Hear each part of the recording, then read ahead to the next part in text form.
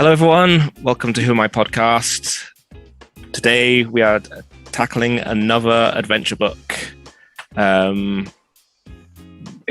previous episode, you can look back through our catalog. We have done was it fighting fantasy? Is that what they're called? Well, today's is, but last one was not. Okay, so today we're doing a fighting fantasy titled The Forest of Doom by Ian Livingston. So shout out and thank you to him for writing such awesome books, and we are going to be going through it. William has set up a lovely setup here for us with all our skills, what gold and jewels, potions, provisions, equipment, and we're going to be editing as we go. We are going to jump right in, I believe. Yes, we will start by setting the values for skill, stamina, and luck. So skill is basically your attack strength when you're fighting. Yep. Stamina is your health, and luck will be used in various places in the book, but it can always be used during a battle. You can try your luck to soften an enemy's blow or increase our attack on the enemy. Excellent. And I just realized that I forgot to include some kind of dice. It's okay. I can nip downstairs in like 2 seconds and get all the dice we need because I have all my Dungeons and Dragons dice. Right. We need regular dice. I think 2 will do, but 2 seconds later. We have a selection. Good. No cameras. Okay. Okay. The first time we need the dice is to set our initial values. Roll 1 die. Yes. Skill, stamina, and luck bit. Roll 1 die. Yep. Roll 1 die. Oh dear. What is it? A 1? It's a 1. Yeah. Okay. Add 6. No, that's fine. Well, I read somewhere that these books are achievable even with the lowest of stats. Oh, cool. Okay. But that doesn't mean first try. Yeah. We will die due to making wrong decisions. Inverted commas. Yeah, just the wrong random decision that. Yeah, we're trying not to be judgmental or self-judgmental, but I couldn't think of a better word right now. We know. Yeah, we know the books are the. You rolled 1 die, add 6, and this will be our skill. Now there are 2 values for skill because one is the initial value. I'll put that on the right, and the other is the current value. Yes, that's weird. And the initial value, it's important to keep that in mind because there will be times when we can or have to reset our value to the initial value. Yeah. We'll see. Okay, roll 2 dice. Like death. 1 and 2. Oh my goodness. It is, as always, it's a 1 and a 6. A 1 and a 6? Yep, always the extremes with me. Add 12, and this will be our stamina. 19. And next, roll 1 die, add 6 for luck. Hey, 6, 6. We got 6. Okay. So stamina is decent. It's in the middle. Luck is high, and skill is low. That means we are a lucky defensive person. Okay, Steve, can you start reading where do you want to start? Background, page 20. Cool. Page 20. Okay, we're recording, are we? Yes. Cool. Background. You are an adventurer, a sword for hire, and have been roaming the northern borderlands of your kingdom. Having always spurned the dullness of village life, you now wander the lands in search of wealth and danger. Despite the long walks and rough outdoor life, you are content with your unknown destiny.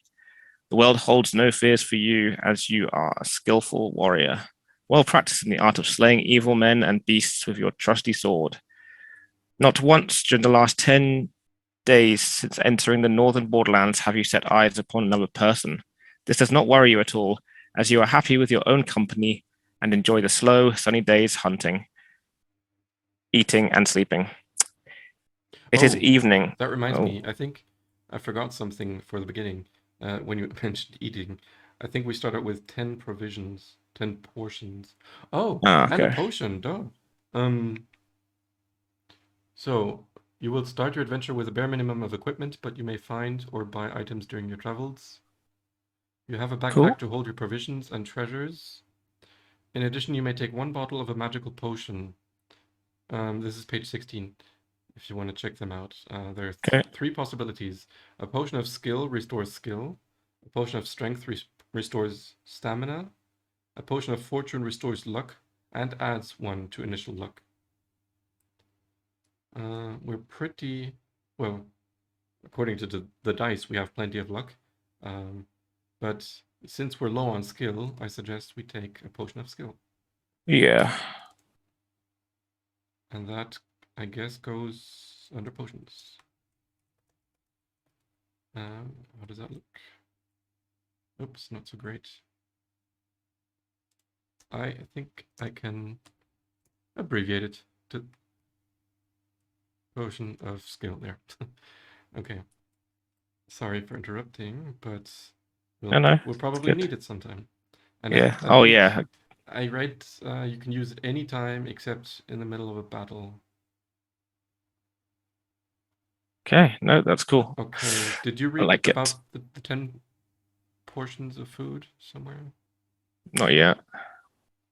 I wanted to save time by skipping the intro, the Yeah, of setup, course. but now I'm having to backtrack.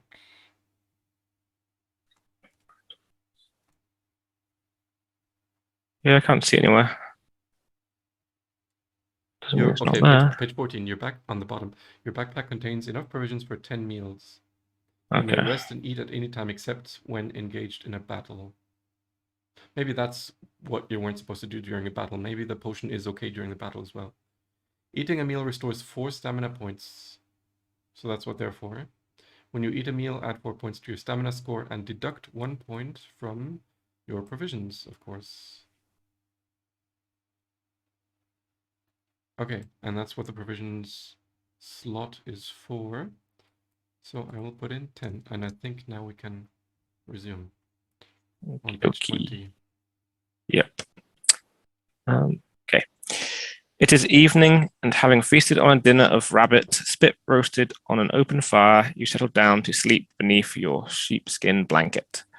There's a full moon, and the light sparkles on the blade of your broadsword skewered into the ground by your side. You gaze at it, wondering when you will next have to wipe the blood of some vile creature from its sharp edge. These are strange lands, inhabited by weird and loathsome beasts, goblins, trolls, and even dragons. As the flame of your campfire gently dies, you begin to drift asleep, and images of screaming, green-faced trolls flicker through your mind. Suddenly, in the bushes to your left, you hear a loud crack of a twig breaking under a clumsy foot. You leap up and grab your sword from the ground. You stand motionless but alert, ready to pounce on your unseen adversary. Then you hear a groan, followed by the dull thud of a body falling to the ground. Is it a trap? Slowly, you walk over to the bush where the noise is coming from and carefully pull back the branches. You look down to see a little old man with a great bushy beard, his face contorted with pain. You crouch down to remove the iron helmet covering his balding head and notice 2 crossbow bolts protruding from the stomach of his plump, chainmail-clad torso. Picking him up, you carry him over to the fire and stir the dying embers into life. After covering him with the sheepskin blanket, you manage to get the old man to drink a little water. He coughs and moans. He sits up rigid, eyes staring fixedly ahead, and starts to shout, "I'll get them! I'll get them! Don't you fear, Gillibrand. Big Leg is coming to bring you the hammer. Oh, yes, indeed I am. Oh, yes." The dwarf, whose name you presume to be Big Leg, is obviously delirious from the poison-tipped bolts lodged in his stomach. You watch as he slumps down again to the ground. When whisper his name in his ear. His eyes stare unblinkingly at you, and he starts to shout. Ambush! Look out! Ambush! Ah! The hammer! Take the hammer to Gillibrand! Save the dwarfs! His eyes half close, and the pain seems to ease a little. And as the delirium subsides, he speaks to you again in a low whisper. Help us, friend. Take the hammer to Gillibrand. Only the hammer will unite our people against the trolls. We were on our way to the dark wood in search of the hammer, ambushed by little people, others killed. The map in my pouch will take you to the home of Yaztromo, the master mage of these parts. He has great magics for sale to protect you against the creatures of the dark wood. Take my gold. I beg you to find the hammer and take it to Gillibrand, the lord of Stonebridge. You will be well rewarded. Bigleg opens his mouth to start another sentence, but nothing comes out except his last dying breath. You sit down and ponder Bigleg's words. Who is Gillibrand? Who is Yaztromo? Yaztromo. What is all the fuss about? The dwarfish hammer? You reach over to the still body of Bigleg and remove the pouch from the leather belt around his waist. Inside you find 30 gold pieces and a map. Okay. Gold 30. And the map looks like this. And you see at Nice. the bottom is Yaztromo's tower. I expect that's what we will start out. And Darkwood seems to be the entire middle part of the map. And it's still very empty. Because as we go along, we will explore. And the book actually encourages us to make notes or some kind, I don't know, drawing or so, on the map so that we don't repeat mistakes. We'll see how that looks. But let's continue. Excellent. Jingling the coins in your hand, you think of the possible rewards which may await you just for returning a hammer to a village of dwarfs. You decide to try to find the hammer in Darkwood Forest. It's been a few weeks since your last good battle, and what is more, you are likely to be well paid for this one. With your mind made up, you settle down to sleep, having taken back the sheepskin blanket from poor Bigleg. In the morning, you bury the old dwarf and gather up your possessions. You examine the map, look up to the sun, and find your bearings. Whistling merrily, you head off south at a good pace, eager to meet this man, Yaztromo. Why can't I pronounce his name? Yaztromo, and see what he has to offer. The story begins. You walk to Yaztromo's. Your walk to Yaztromo's takes a little over half a day, and you arrive at his stone tower home, dirty and hungry. As the tower is set back on the edges of Darkwood, some 50 meters away from the path you have been following, it is difficult to find. Finally, you walk up to the huge oak door, somewhat relieved to find that it does exist and that Bigleg had not been speaking wildly in his delirium. A large brass bell and gong hang from the stone archway. As you ring the bell, a shiver runs down your spine, and you realize that the loud bong invades a deep silence, which you had not noticed before. There are no sounds of birds or animals to be heard. You wait anxiously at the door and hear slow footsteps descending stairs from the tower above. A small wooden slot in the door slides open, and two eyes appear and examine you. Well, who are you? Demands a grumpy voice through the hole. You answer that you are an adventurer in search of the master mage Yaztromo, intending to purchase magical items from him to combat the creatures of Darkwood Forest. Oh, well, in that case, if you are interested in buying some of my merchandise, you had better come up. I am Yaztromo. He then turns and slowly climbs the stone stairs. Will you follow him up the stairs or draw your sword and attack him? Well, we're not very strong, and we do have money to spend, so I think we should be pacifist right now. I love how one of the first options is to attack him. It's amazing. It's right away. Okay. So what are we turning to? Turning to 261. 261. Nope, that didn't work.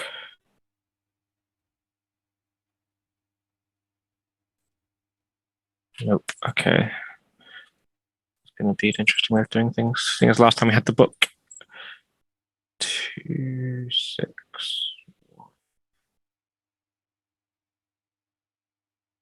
Okay. Here we go. You follow the huffing and puffing old man in his tattered robes up the spiral staircase to a large room at the top of the tower. Shelves, cupboards, and cabinets line the walls, all filled with bottles, jars, weapons, armor, and all manner of strange artifacts. Nostromo shuffles past the general clutter and slumps down in an old oak chair. He reaches into his top pocket and pulls out a fragile pair of gold-rimmed spectacles. Placing these on his nose, he picks up a piece of slate and chalk from a table next to his chair and begins to write frantically. He then hands you the slate. And then it has a list of all the potions and weapons and armor. Feel free to browse, I guess. Let's keep on reading before we decide what to buy. Cool. He tells you that all the instructions for use are written clearly on the labels attached to the items, together with their suggested use. He sighs and tells you that unfortunately the magic in the items only works once, but they are the best you could buy for the money. If you decide to buy any of the items, pay for them by reducing the amount of gold on your adventure sheet and add the items to the relevant sections on it. Nostromo then asks you the reason for the purchase of the items, and you tell him your story and your decision to continue the quest of the luckless big leg. Ah, yes, Nostromo says slowly, rubbing his chin. I heard that the good dwarfs of Stonebridge had lost their fabled warhammer. Without it, their king is unable to arouse his people, despite the fact that the hill trolls threaten their village. Rumor has it that an envious king of another village of dwarfs sent an eagle to Stonebridge to steal the hammer, which it managed to do. But as it flew back over Darkwood, it was attacked by deathhawks, and the hammer dropped into the forest and was lost. Apparently, 2 forest goblins found the hammer, but could not decide who was to keep it. They wrestled for hours, but gave up. They then discovered that the handle unscrewed from the head, and the argument was settled. One kept the head, and one kept the handle. They then parted, each happy with his new treasure. Who knows if they still have them? So I'm afraid your problems are doubled. I can tell you that the head is made of bronze, and the handle is made of polished ebony. Both head and handle have the letter G inscribed on them. Your task is not easy. Good luck. You thank Nostromo and leave the room by the spiral staircase. Turn to 177 once we've bought our... Well, actually, just turn to 177, or do we buy things now? Let's buy some things. Yeah, but does 177 have, like, what they do on them? Yeah, some names make it clear, or are pretty clear about what the use is. But no, 177 does not talk about the items you can buy. No, I think we just have to guess what will be useful. Yeah. We don't even know what we're getting into, but I like the sound of potion of anti-poison. Yeah, it's always helpful. Rope for climbing sounds very useful. Rod of water finding could help us from Dehydrate or something. starving. Yeah. What jumps out to you? Oh, this is all you. I'm the one reading things, so yeah. You're the dungeon You're master. Okay. you're the one deciding. Okay. 30. We have 30 pieces of gold. I don't want to spend all of them, but maybe 20. Yeah, that probably sounds good. Okay. So if it's all me, I will start spending. Okay. 2. Was it 2? For potion of anti-poison. Oops. Yep, 2 gold. Yep. Wait, my interface isn't great. You know, Okay. some of these books have been made into computer games, Cool. and I wonder if they look like this. I haven't looked that up. Potion of anti-poison, or I'll use the abbreviation again.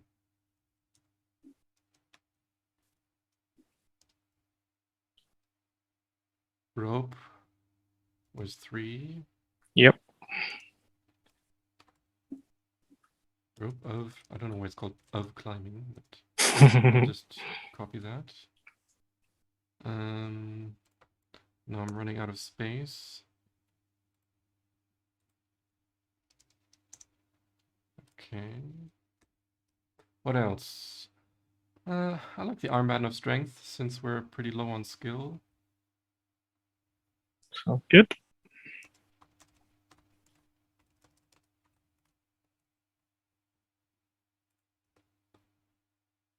Headband of concentration. That sounds weird.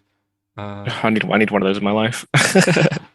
Okay, what else did I say? The water finding rod for 2. So I've spent half of what I want.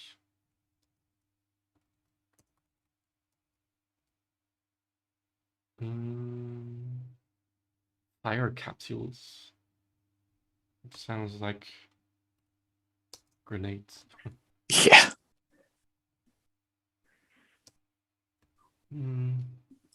Let's see. Potion of insect control. We're in a forest. Yeah, sounds useful. For 2. Running out of space again. Can I merge some things?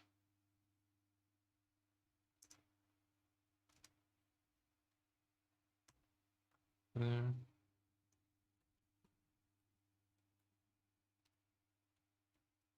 So in case anyone's wondering, the right column will be when we fight enemies to keep track of their skill and stamina. And there might be more than one at the same time, so I put up 3 possible enemies for now. I still want to spend a bit more, around 5, so Potion of plant control sounds useful as well. And so that was 2. Oops.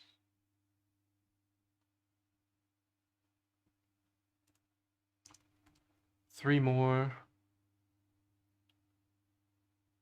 Sometimes it's good to just buy a random thing because you have no idea. Did you have the Ring of Light? I was just looking at that. It sounds really good. I don't yet, so I'm going to take that one Darkness. as well. Maybe. And I thought that my computer just crashed because it's getting really hot. Oh dear. So in case I'm gone, that's probably the reason. Okay, I'm happy with the 20 gold I spent. Let's go to 177. Lost the book. There it is. Okay, 177. Doop, doop, doop. Bear with. Okay, 177. Outside, in the bright light, you notice the dead quietness again. A narrow path leads northwards from the tall grass surrounding Yastromo's tower into the dense undergrowth of Darkwood Forest. In a few strides, you are surrounded by the dark, tangled forest. Stones and knotted roots seem to hide in the shadows, and you can almost believe that they are trying to trip you up. The light fades quickly, and the air becomes moist and unpleasant. Deeper and deeper you go into the gloom. Eventually, the path forks on either side of a huge old tree. Do we go west or go east?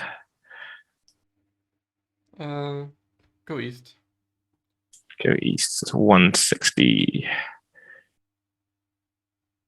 160.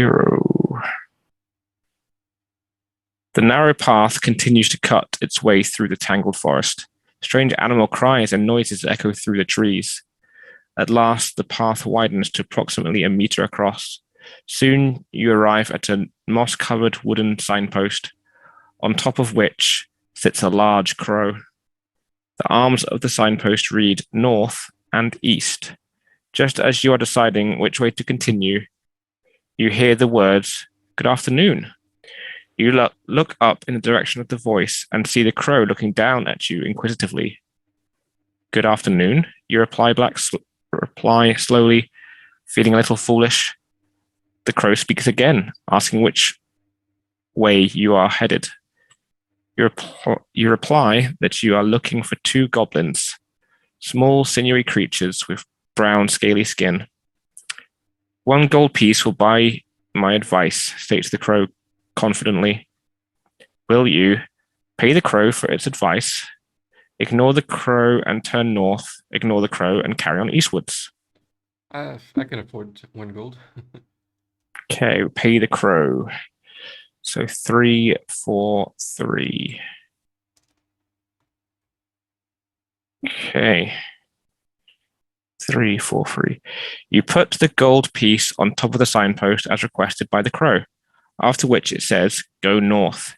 You ask the crow why it needs gold pieces, and it replies that it needs 30 gold pieces to pay Nostromo to turn it back into a human again.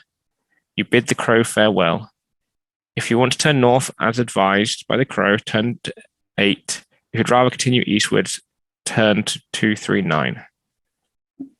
What's it going to be? I'm starting to understand how the map works. So from Nostromo's tower, I went east, and now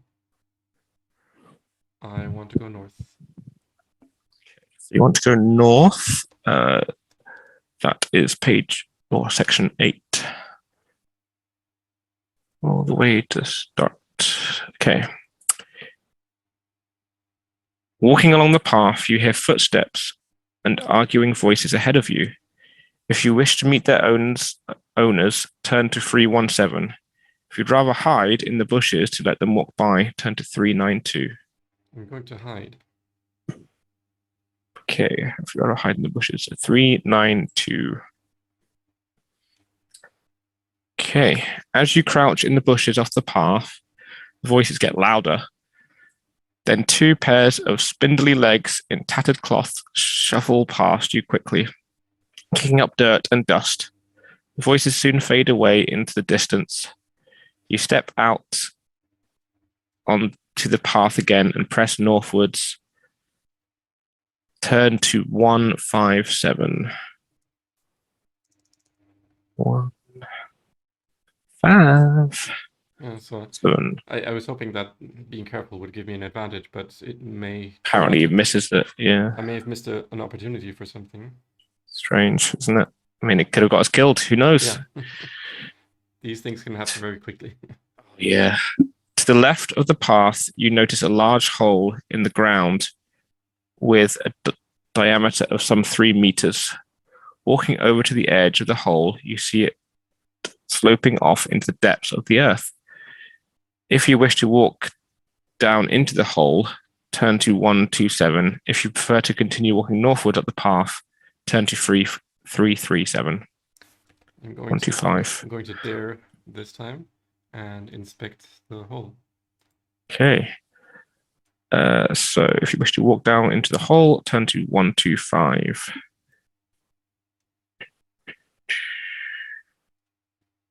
One, 2, 5. As you descend into the hole, you notice large amounts of slime secreted by some huge creature. If you wish to climb back out of the hole and continue walking northward up the path, turn to 337. If you wish to carry on down the hole, turn to 15. Descend further. Okay, the hole 15. Okay. The slope is steep and you slip on the slime, tumbling head over heels down the hole to the bottom into a large earthen cavern. You jump to your feet and are alarmed to see the shiny tip of a poison barb on the tail end of a huge stingworm coming straight at you. The stingworm is about 5 meters long and has huge yellow segments, but all you care about is protecting yourself from the barb. There is no time to scramble out of the hole. You must draw your sword and fight. Okay. So So it has skill 8. Come on.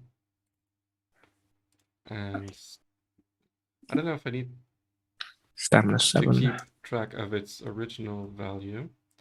We'll find out as we go along.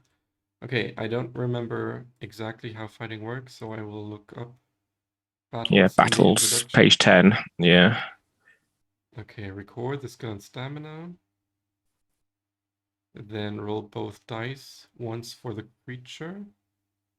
I guess it goes first. Oh, no. I remember it in part at least now. So we roll the dice for the enemy, then for us, and each time you add the skill points, and then you Okay. compare which is larger. The larger one is striking at the weaker one. And if both numbers are equal, then it's like you miss each other and you just Yeah. repeat. So 2 dice for the creature, please. Okay. 2 dice. Roll them, yeah. Yes. Cool. We have a 6 and a 2. So 8, 16, and 2 dice for us, please. 5 and a 4. 9. Is also 16. So let me read.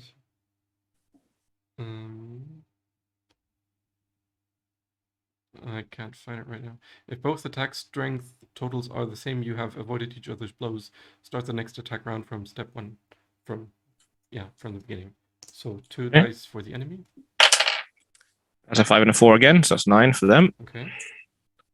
It's not good for us. And, oh, no, a 6 and a 4, so that's 10 for us. 17 is the same. So again, a draw. Oh, wow. So just keep going, yeah? Yeah, two dice. 4 and 4 for the poison worm thing. Okay. So it's 8, and then us. It's 6 and 2, so it's 8. 15. Okay. So now, yeah. if the creature's attack strength is higher, it has wounded you, proceed. Use 2 The stamina. creature's wounded you, so subtract 2 points from your own stamina score. You may use luck.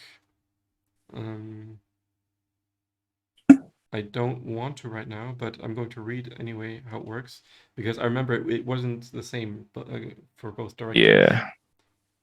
You may call on your luck to make the outcome more favorable, but beware, using luck can also be counterproductive.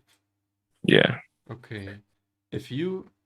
I'll start with our current situation. If the creature has just wounded you, you may test your luck. If to try to minimize the wound. If you're lucky, you have managed to avoid the full damage. Restore 1 point of stamina. So instead of taking 2 damage, you only take 1. If you have just wounded the creature, you may test your luck. If you're lucky, you have inflicted a severe wound and may subtract an extra 2 points. So instead of 2 damage, you do 4 damage. But if you're unlucky, then instead of doing 2 damage, you do only 1 damage. And I forgot, in the other case, if we are attacked and we are unlucky, we take 1 extra hit. So 3 damage instead of 2. So yeah, I need to look those up again when the time comes to use them. Okay. And testing our luck works in a way that I've forgotten. The procedure is as follows. Roll 2 dice. If the number rolled is equal to or less than your current luck score, you have been lucky, and the result will go in your favor. Well, we have 12, so that's very easy to achieve, but each time you test your luck, you must subtract 1 point from your current luck score. So, since we have what seems like a lot of stamina, I'm going to take the hit. Okay. 2 damage and repeat. Roll 2 dice for the enemy. Nice. So that's just 4 for the enemy. Okay. 12. And 10 for us. Wow. So I need to keep switching between these text boxes. So it Mhm. it takes 2 damage. Okay, I go again. Hey, oh dear. Max a 12 for the worm. 20. Okay, that's uncanny max for us. I mean, we still lose by 1, But but still we lose. Yeah. I just rolled 4 sixes in a row, technically. Wow. Okay, I do want to try my luck right now. So Yep. 2 dice, and let's see if it's less than. Wait, let me see what happens when it's equal, even though that's unlikely. If the number rolled is equal to or less than your current luck score, you have been lucky. Okay, so you don't even need to roll. Because Mhm. our luck is at 12. I have used up 1 luck point to soften the blow by the enemy, so I only lose 1. Yep. Sorry, not +1, -1. Okay, I'm not that lucky. Mhm.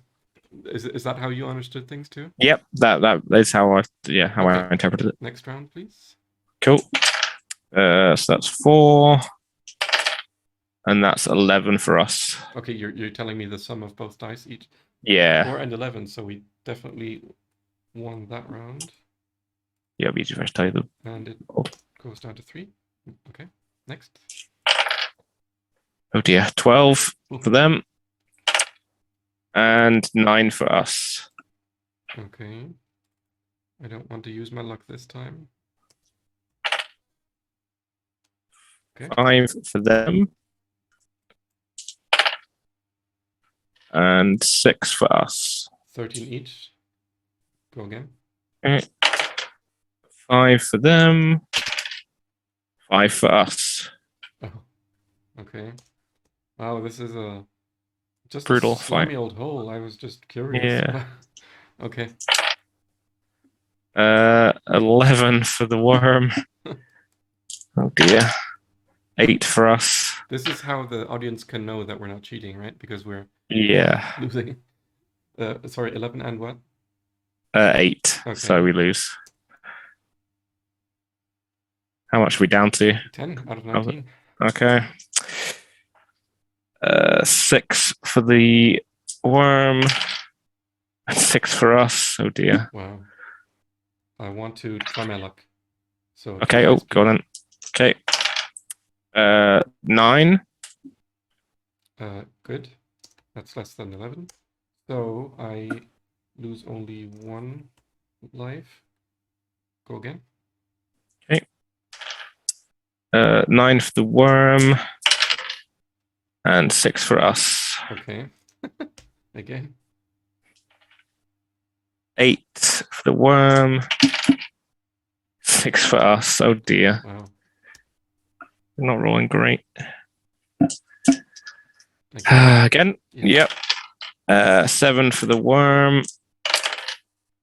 7 for us. Wow. Oh dear. I need to use my luck. Please roll both dice. 4. That one always seems to work out. Okay. Again. Okay. 4 for the worm. Good. And 10 for us. There we go. And I want to use my luck to Nice. turn 2 damage into a 3. Yeah. I think it would have been into 4, right? But Oh, is it added? But it doesn't matter. Yeah. Oh, okay. You got 8 with the luck. Good. So we were lucky, and the enemy is dead.